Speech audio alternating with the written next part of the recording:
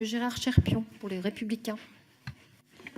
Oui, merci Madame la Présidente. Pour aller dans le sens de ce que vient de dire le Président, que je remercie pour son exposé.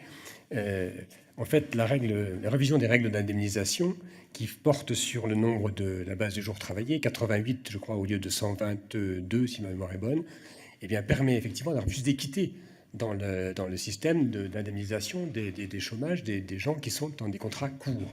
Et donc, non seulement c'est plus équitable, mais en même temps, je pense qu'au niveau de la dépense globale de l'UNEDIC, ça fait une économie.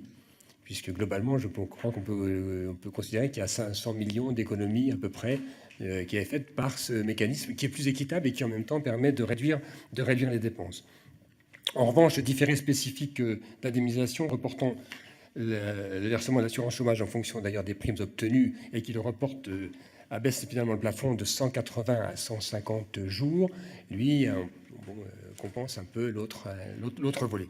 Moi, je voulais surtout revenir sur ce qui va se passer là maintenant, puisque on a un PLFSS qui prévoit une hausse de la CSG qui doit venir en diminution, donc en compensation de ce qui était auparavant cotisé par les salaires. Or, et vous l'avez rappelé, les salaires représentent, les contributions salariales représentent 98% finalement de vos recettes. Je pense que les recettes sont à peu près de 35 milliards. Vous avez à peu près presque 35 milliards de recettes qui sont apportées par les cotisations. Et puis vous avez en fait une dépense de 39 milliards qui correspond aux 4 milliards de déficit qui sont les 4 milliards que vous voulez résorber avec un tendanciel qui permettrait de les résorber effectivement si la conjoncture reste la même sur 4 ans.